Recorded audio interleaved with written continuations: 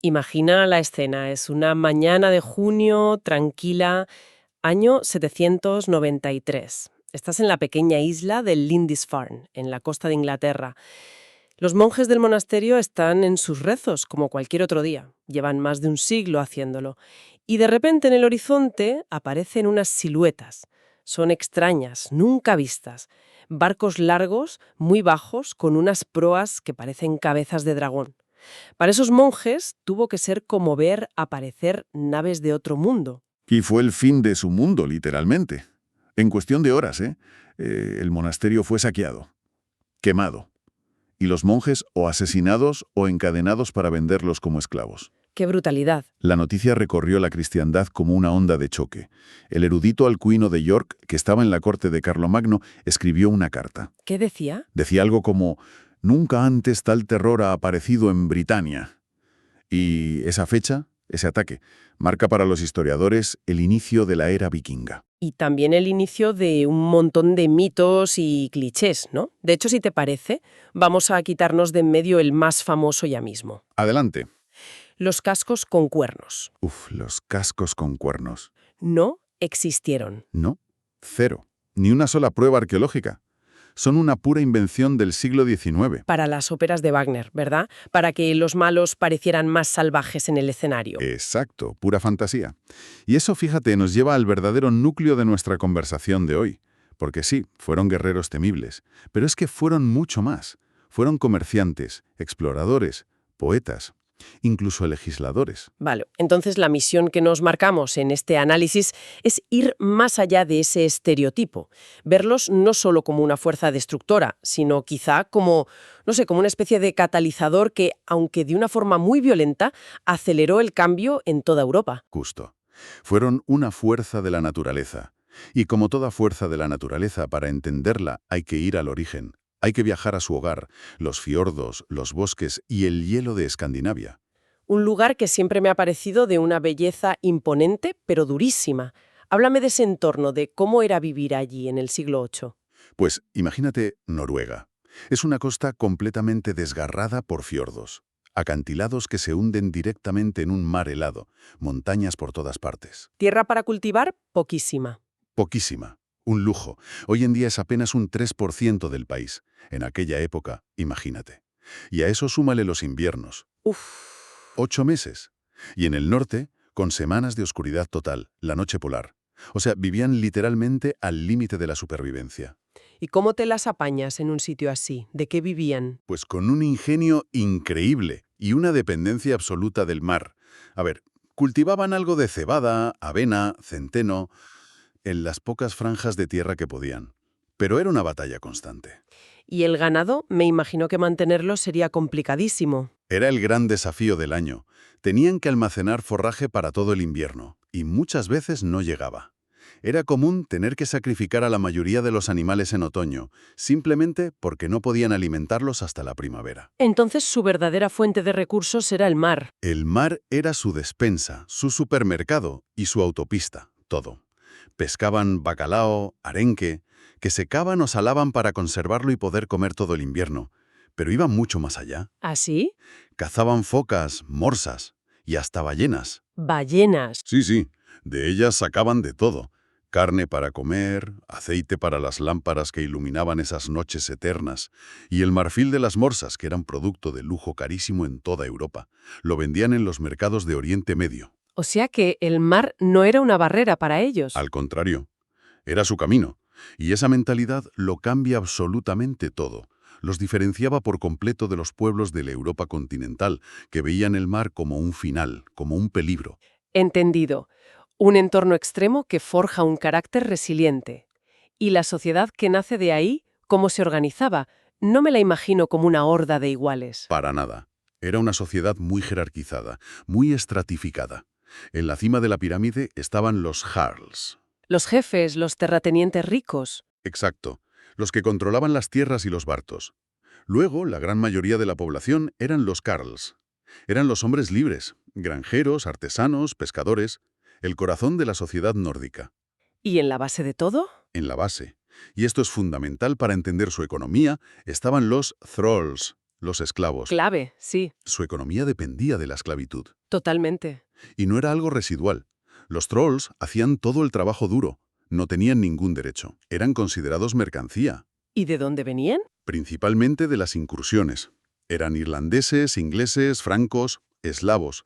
De hecho, es muy curioso que la palabra esclavo, en muchas lenguas europeas, incluido el inglés slave, viene directamente de eslavo, por la cantidad de pueblos eslavos que capturaron.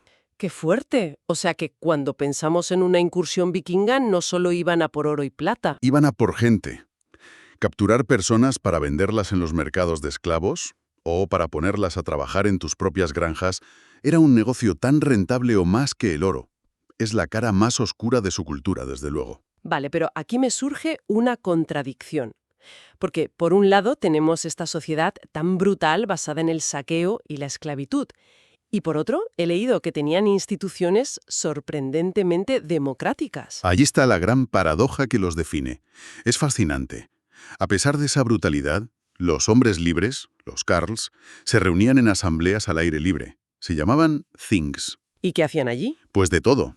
Debatían y creaban leyes, resolvían disputas entre vecinos, juzgaban crímenes, e incluso podían pedirle cuentas a sus jarls. No era un poder absoluto. El más famoso es el Althing de Islandia, fundado en el año 930. Está considerado el parlamento más antiguo del mundo que sigue en funcionamiento. Pero, a ver, ¿cómo de real era ese poder? Si un granjero se oponía a un jarl poderoso, ¿no se jugaba el cuello? Es una buena pregunta. A ver, no era una democracia como la entendemos hoy. El poder del jarl se basaba en su riqueza, pero sobre todo en su reputación y en su generosidad. Se le llamaba dador de anillos. Si actuaba como un tirano y perdía el apoyo de sus hombres libres, otro jarl podía desafiarlo y quitarle el puesto. Era un sistema de contrapesos, Un equilibrio de poder. un equilibrio tenso, sí. Y la cosa se pone aún más interesante si hablamos de los derechos de las mujeres. Que por lo que sé, eran sorprendentemente avanzados para la época. Muchísimo. Una mujer nórdica podía poseer propiedades a su nombre, podía heredar, podía iniciar un divorcio si, por ejemplo, su marido la maltrataba, y al divorciarse podía reclamar su dote. Era la dueña y señora del hogar, algo que se simbolizaba con las llaves que llevaba colgadas del cinturón. Y luego está toda la leyenda de las doncellas escuderas, las Skaldmeg, Las guerreras.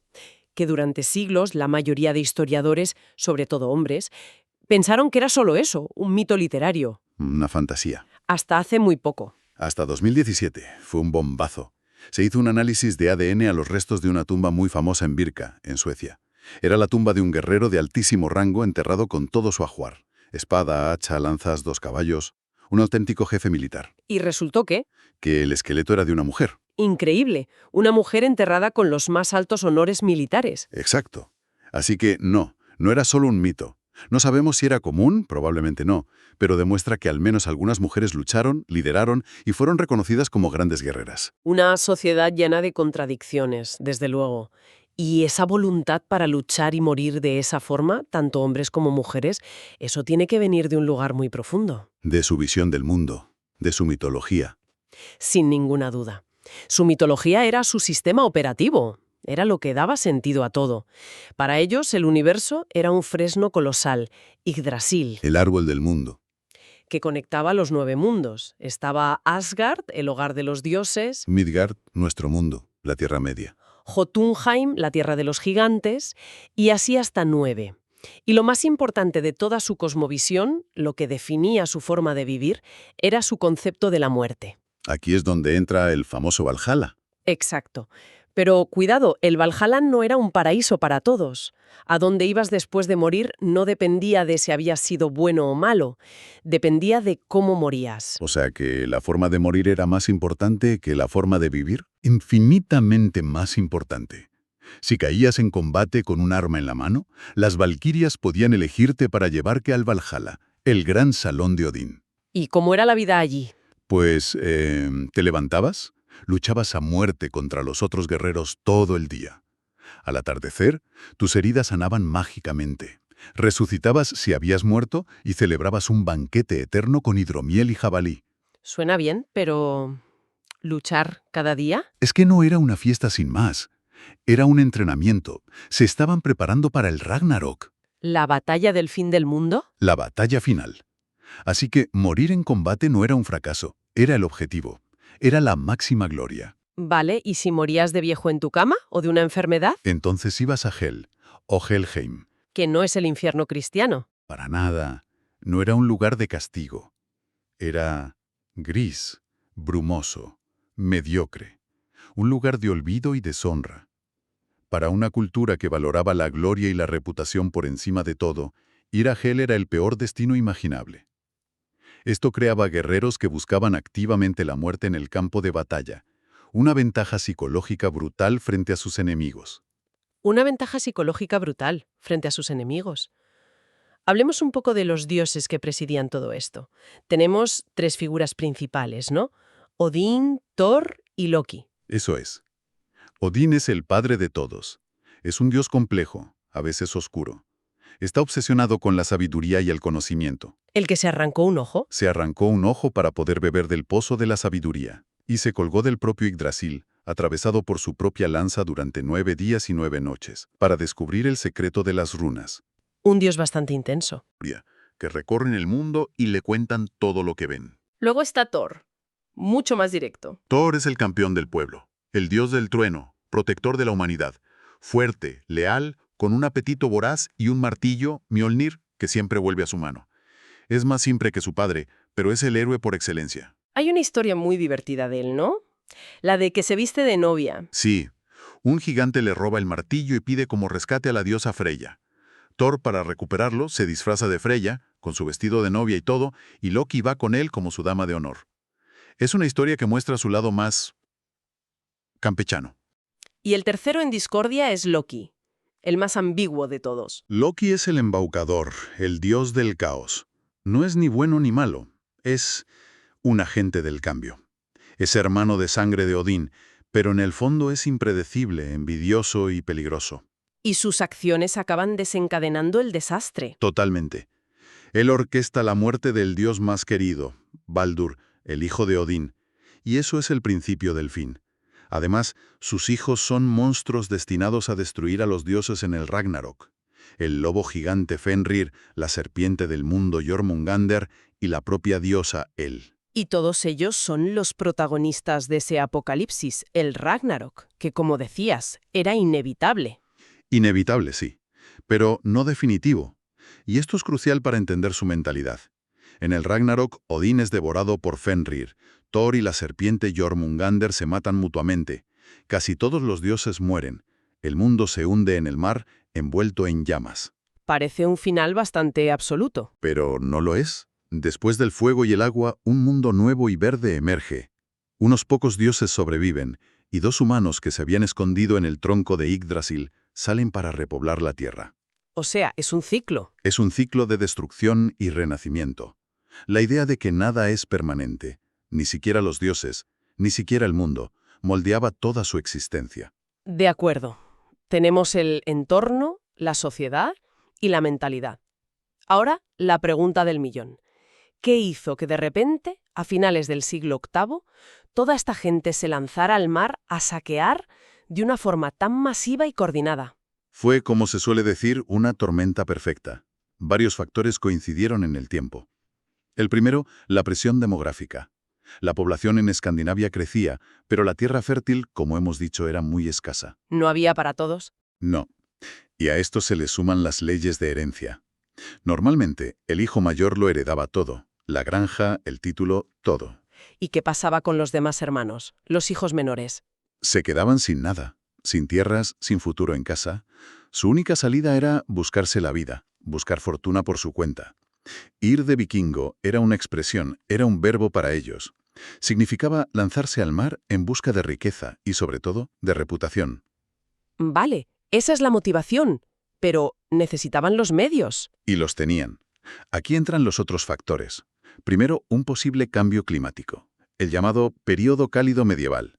Hizo que la navegación en el Atlántico Norte fuera más segura, con menos hielo y menos tormentas. Interesante. ¿Y el segundo factor? Tecnológico, me imagino. La joya de la corona. El Drakkar, el barco vikingo. Perfeccionaron su diseño hasta convertirlo en una obra maestra de la ingeniería naval.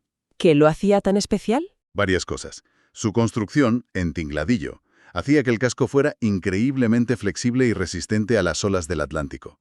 Pero la clave era su quilla de poco calado, ¿Qué significa eso? que el barco no se hundía mucho en el agua. Eso le permitía dos cosas que ningún otro barco de la época podía hacer. Primero, remontar ríos. Podían navegar por el Sena y plantarse en París. Y segundo, desembarcar en cualquier playa de arena. No necesitaban puertos. Eran un arma de guerra anfibia. Podían aparecer en cualquier sitio, en cualquier momento. Exacto.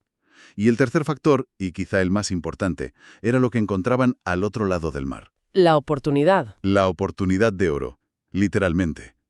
Los reinos europeos como Inglaterra o el Imperio Franco estaban divididos, enfrascados en sus propias luchas y centrados en defenderse por tierra. Y, sobre todo, estaban llenos de monasterios. Ricos y desprotegidos. Para un pagano, un monasterio como el de Lindisfarne no era un lugar sagrado.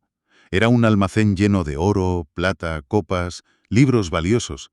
Y lo mejor de todo, custodiado por un puñado de hombres desarmados. La tormenta perfecta. Motivación, tecnología y oportunidad. Y así volvemos al principio, al Lindisfarne, el primer golpe. El que abrió la veda. La noticia de que al otro lado del mar había riquezas fáciles de conseguir se extendió como la pólvora por toda Escandinavia. Al año siguiente, en el 794, atacaron Harrow. En el 795, el monasterio de Iona, en Escocia. La estrategia era la misma, golpear rápido y huir con el botín. Pero la ambición fue creciendo. Y las flotas también. Pasaron de unos pocos barcos a flotas masivas, y de monasterios aislados a objetivos mucho mayores. ¿Como París? Como París.